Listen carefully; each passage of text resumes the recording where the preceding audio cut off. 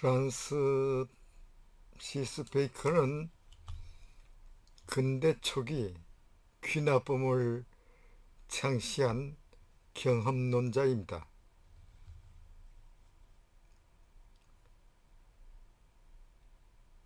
아는 것이 힘, 경험과 지식에 의해서 실험과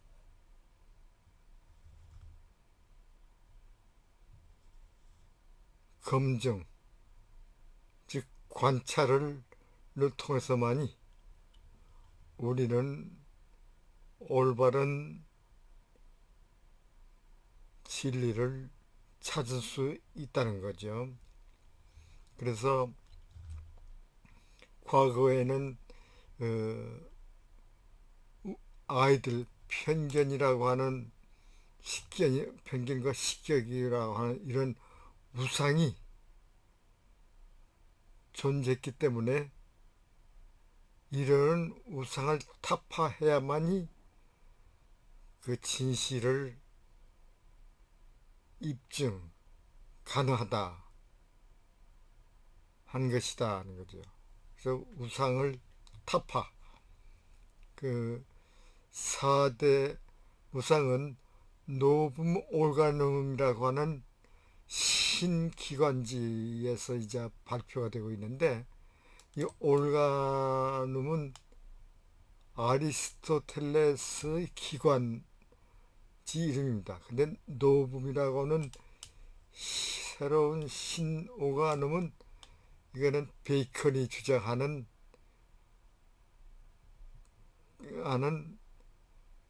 신기관지가 되겠습니다.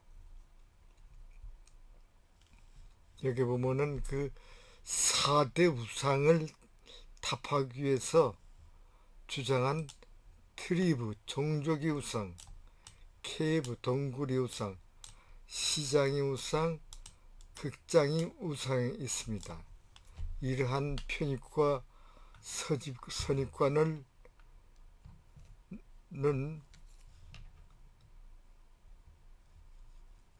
트리브 종족의 우상에서 보면은 새가 보는 관점과 인간이 보는 관점, 또 서양인이 보는 관점 또는 동양인이 보는 관점이 다르기 때문에 이러한 자기 주관적인 관점으로서 보는 분으로 해서 이제 선입관과 편견이 생길 수 있다. 그러므로 이를 타파해야 된다. 케이브는 동굴이 우상인데, 즉 갇혀진 우상이죠. 그러니까 개개인은 위치와 환경에 따라서 그 성격이 달라지고 또 개별적인 주관점이 있기 때문에 그의 세계는 이러한 편견과 선입관을 타파해야 된다는 겁니다. 마켓플레이스는 시장 거래는 원래 활발하기 때문에 여기에서 가격이 정해지면은 참된 가격으로 생각하는 그러한 편견, 또 언어나 말로 이야기해진 것이 그 진실로 여겨지는 그러한 편견, 이런 우상을 타파해야 된다는 거죠. 디어터는 시장의 우상인데, 극장인데, 극장에서 배우들이 하는 것은 모두 참과 같다. 맹목적으로 그를 따르는 것이나 학설이나 또는 서적 따위에서 주장하는 것이 올바른 것처럼 생각되는 그러한 편견, 이런 것을 타파해야 된다. 이런 4대 우상의 파괴를 주장합니다.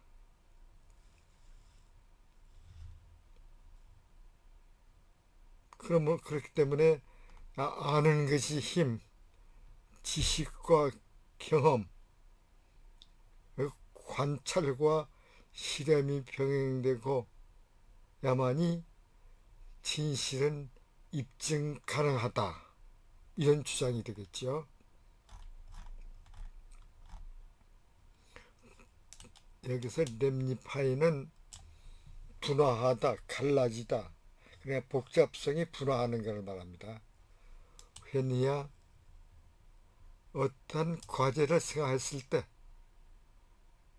그냥 플라토가 그의 리퍼블릭에서 진실한 철학자, 즉 다시 말하면은 철학적 작품을 쓰는데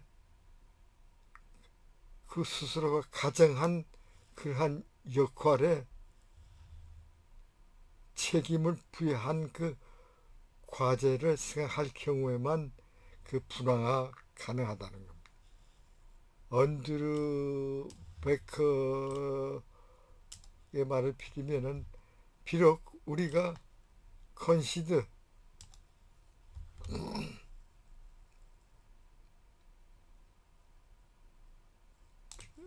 퍼펙트 다이알렉트 완벽한 논리체계의 가능성을 인정하다 할지라도 그 옹화자, 그것들이 옹화자는 스핀, 칭물로 짜다, 뽑다 또는 잣다 이런 뜻이 있습니다. 그 자신의 만족 때문에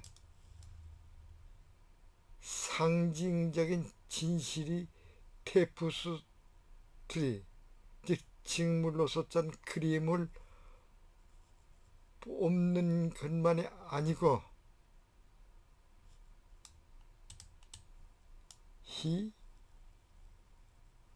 말하는 것이다. 즉 그 자신보담도 덜 계몽적인 것을 이제 타인들에게 말하고 있다. 그리고 가이드된 그것들을 그 자신의 동등한 이해되도록 안내를 해주고 있다. 그는 말하고 있으면 틀림이 없는데 사실은 즉 케이브 랭귀지, 그러니까 이 동굴이 언어죠. 이 동굴이면은 모든 개인은 자기 독특한 그 세계관이 있죠. 이런 게서 쓰는 예를 들면은 그 비유라든지 이미지라든지 이런 언어를 말하고 있으면 틀림이 없다. 그리고 그런 이미지나 메타포나 비유나 신화나 수사는 이럴 경우에는 피할 수가 없다. 피하지 않을 수가 없다는 거죠. inevitable.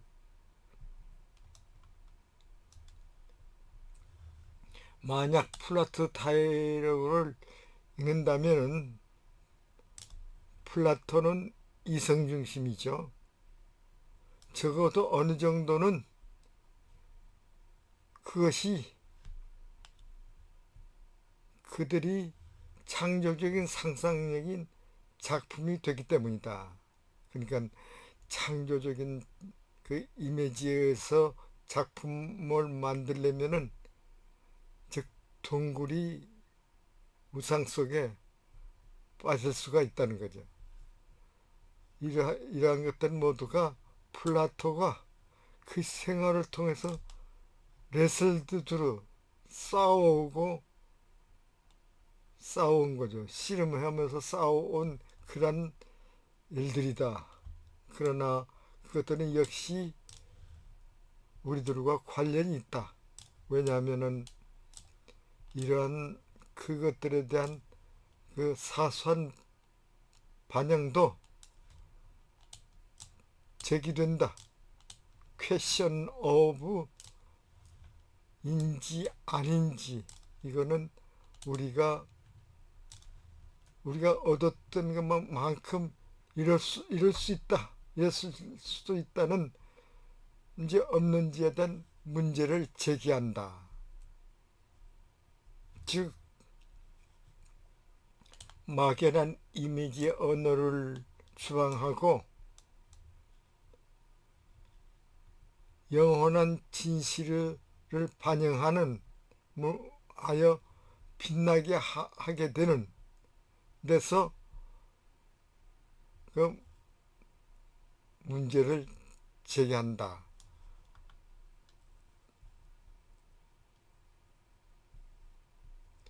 아마도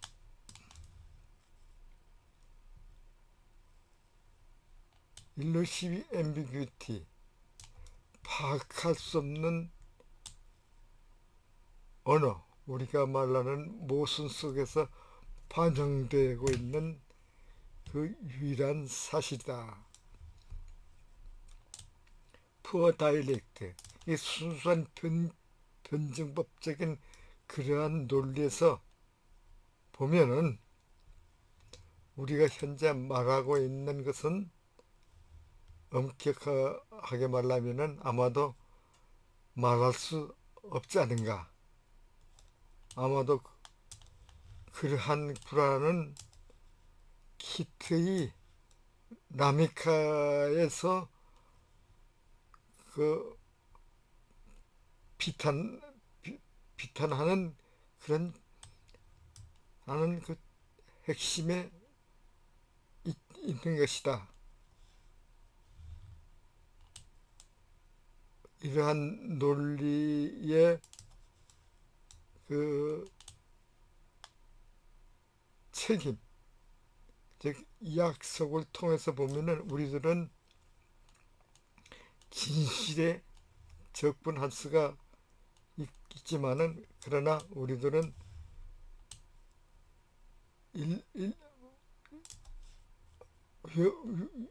잃는 몸을 감수하고 있다는 거죠.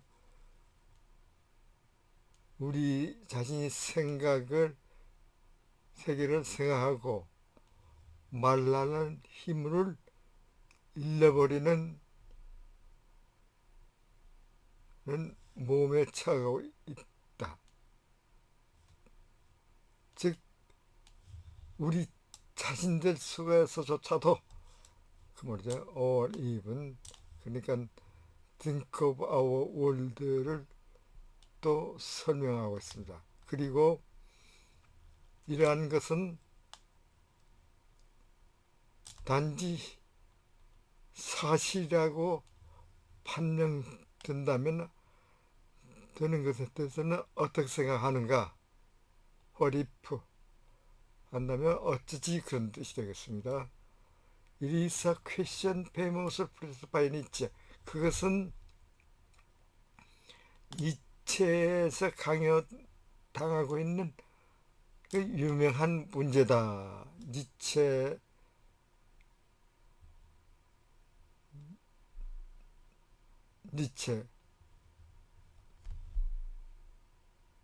니체는 그 주장은 주로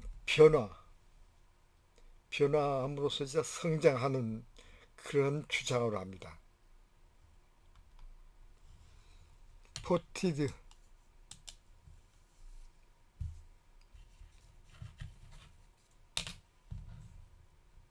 심어진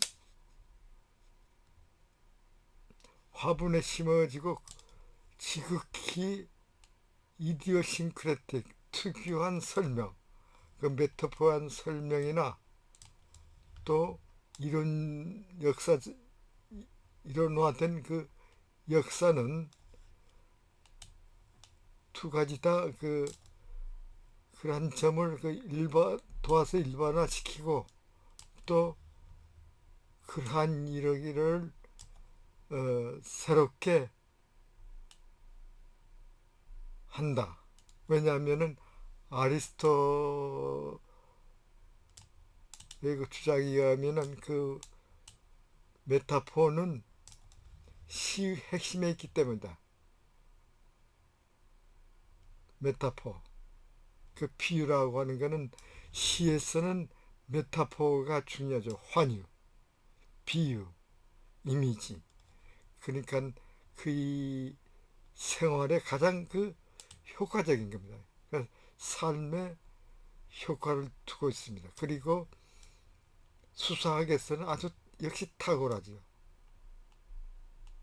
이런 거는 사용할 수 있다. 물론 카타트레시스, 부자연한 사용으로서 사용함에 의해서 언어를 확대하는데 사용될 수가 있다. 이름 없는 것에 이름을 붙이는 것. 그러나 역시 나약하고 평평한 것으로부터 언어를 구하기 위해서는 그것을 장식한다는 거죠. 장식을 해야 된다는 겁니다.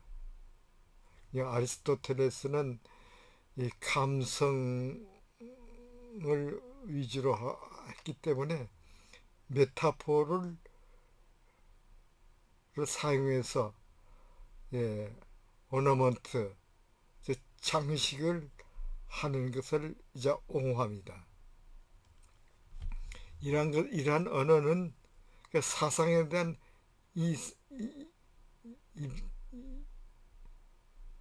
의상을 입히는 것으로 이제 이는 언어이다. 그러니까 평범한 산문이나 엘리간트 포트리, 우아한 시에서 그 사상의 의상을 입히는 언어다.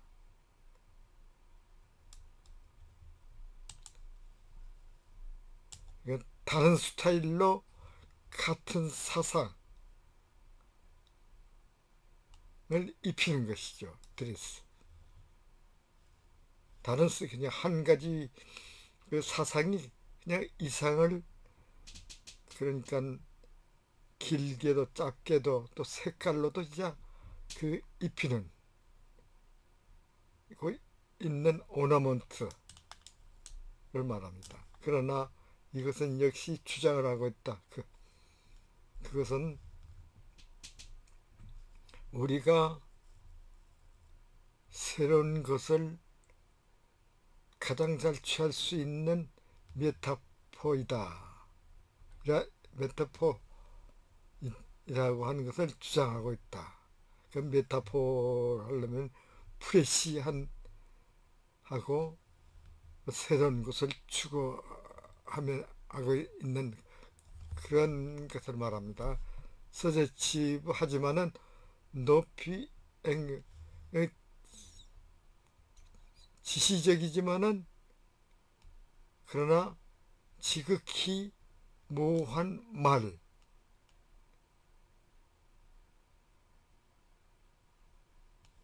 그런 말이 되겠습니다. something 프레시가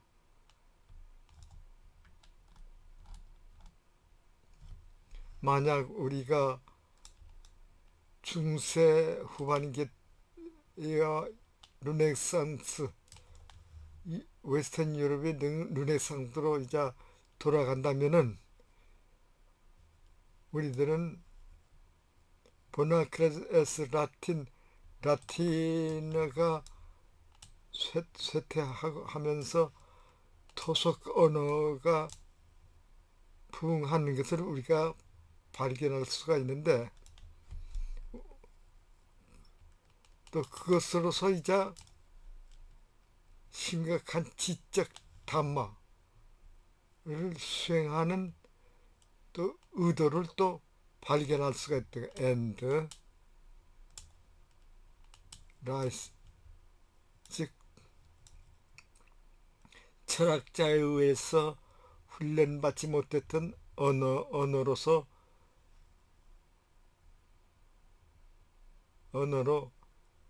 그 중요한 지적 담화를 수행하는 의도,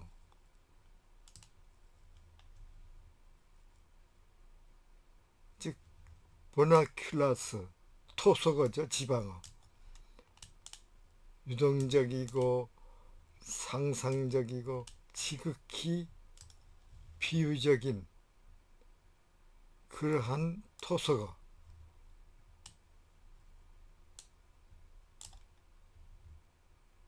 예를 들면은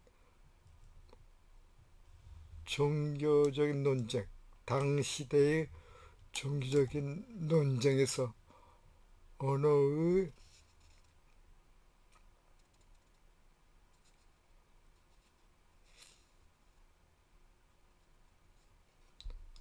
폴레미칼, 논쟁적인, 반론적인, 논쟁적인 언어의 선형을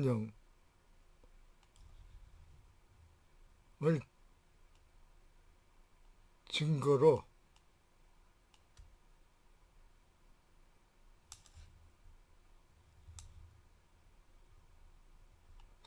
그러니까 여기에 메타포리칼 as it is for example 증거로서 이자 폴레미칼 언어의 사용입니다. 이것은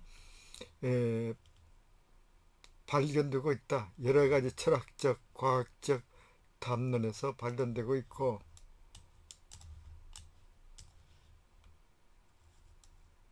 진정으로 말하면 그것은 라틴어의 로 쓰여진 작품 속에서 까지 이제 환원되고 있다는 겁니다. 플로우백 환류되고 있다는 거죠.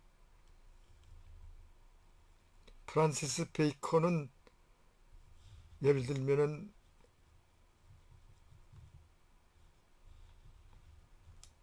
우리 시대의 지적 경향의 방해 요소를 생각을 했습니다. 그러니까 방해되는 그 우상이죠. 4대 우상을 이제 생각한 겁니다. 노뵼 오르가님에서 이제 그거를 이제 실체도 없지만 없이 그거를 수용했죠. 조금은 막스주의가 패티시 물신승매로 부르는 것과 좀 비슷한 것 같지만은 실체가 없지만은 베네레이션 이 존경을 수용한 거죠. 그냥 종족이 우상, 케이브, 마켓플레이스 티어터의 실체가 없이 베너레이션 즉 존경을 수용한 겁니다. 그러니까 이런 것이 없는 거는 그냥 우상과 편견이 있으면은 페티시 물신승매하고 막시즘하고 좀 비슷하지 않습니까? 그런 뜻이겠다. 언어의 한계, 우리가 접근했던 언어의 한계가 제한이 트리뷰트 종족과 시장이 아이돌에 관련이 있을 것이다.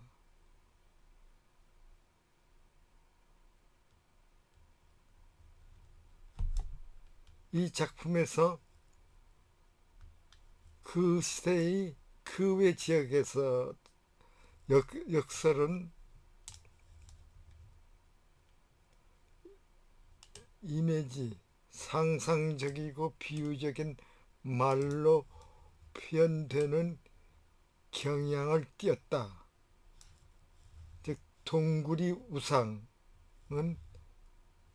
프린트 디바이스 언더 타이틀 페이지 오브 뉴 어터는 뉴 어트란틱이 타이틀 표지에서 인쇄자의 장치로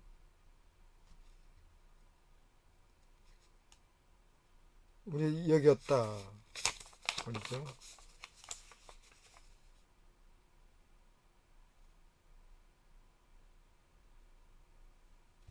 그 장치로 이제 반영이 됐다. 피드 인투는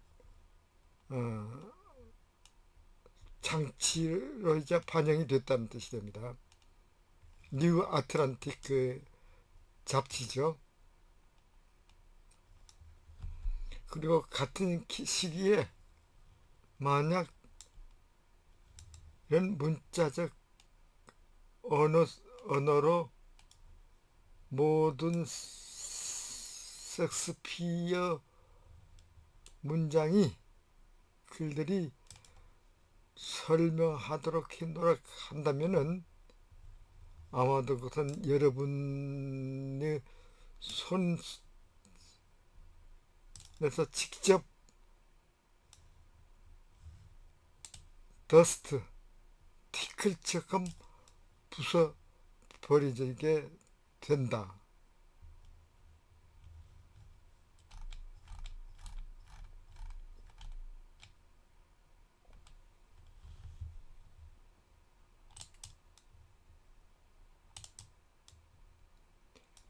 To listen to the native speaker. The complexities ramify when we consider the tasking that Plato assigns in the Republic to the true philosopher, or the role that he himself assumes in writing philosophical works. As Andrew Barker remarks, even if we concede the possibility of a perfect dialectic, its exponent is not merely to spin for his own delectation a symbolic tapestry of truth. He is to speak to others less enlightened than himself, and guide them to an understanding equal to his own. 8. He must speak, as it were, the language of the cave, and here image, metaphor, myth and rhetoric may be inevitable. If Plato's dialogues remain read, it is at least in part, because they are works of the creative imagination. These are matters with which Plato wrestled throughout his life. But they are also relevant to us. For only a little reflection on them raises the question of whether, in purging language of its cloudy images and forging it into a shining mirror of eternal truth, we may have lost as much as we have gained. 9. If we live as shadows among shadows, perhaps it is this very fact that is reflected in the elusive ambiguities of the language we speak. In the logic of pure dialectic, that of which we currently speak is perhaps strictly unspeakable, perhaps that fear was at the heart of Keats's lament in Lamia. Through commitment to that logic we may gain access to truth, but we risk losing the power to speak or think of our own world, or even of ourselves. And what if that turns out to be the only reality? It is a question famously pressed by Nietzsche. A potted and highly idiosyncratic account of metaphor, and the history of its theorization, will help both generalize the point and bring the story up to date. For Aristotle, metaphor was at the heart of poetry, effectively its life, and also prominent in rhetoric. It could be used, of course, as catachresis, to enlarge the language, to give names to nameless things. 10, but also to save the land. Guage from being mean and prosaic. 11, to ornament it. This was language as the dress of thought, plain prose or elegant poetry, the same thought in different styles. But he also claimed that it is from metaphor that we can best get hold of something fresh. 12, a suggestive, but highly ambiguous remark. 8. In Andrew Barker and Martin Warner, The Language of the Cave, Edmonton, Alberta, Academic Printing and Publishing, 1992, p. 3. This account draws on the introduction to that volume. 9. Ibid, p. 6. 10. Aristotle, Rhetorica 1405a. 11. Aristotle, De Poetica 1458a. 12. Aristotle, Rhetorica 1410b. Philosophy and Literature 117. If we now jump to the late Middle Ages and Renaissance in Western Europe, we find the rise of the vernaculars, as Latin decadices, and with it the attempt to carry on serious intellectual discourse in language that has not been disciplined by the school as vernaculars which are fluid, imagistic and highly metaphorical, as witness, for example, the polemical use of language in the religious disputes of the time. This is to be found in serious philosophical and scientific discourse, too. Indeed it flows back even into the work of those writing in Latin. Francis Bacon, for example, imaged the damaging intellectual predispositions of his time as four idols novum organum, receiving veneration, but without substance, a bit like what Marxism was to call a fetish of the tribe, cave, marketplace and theatre. The limits of language I have touched on would relate to idols of the tribe and marketplace. In his work, as elsewhere at the time, argument tended to be couched in imagistic and metaphorical terms. The idols of the cave, indeed, feed into the printer's device on the title page of his New Atlantis. In the same period, if you try to paraphrase into literal language almost any passage of Shakespeare, it crumbles to dust in your hand. A century later,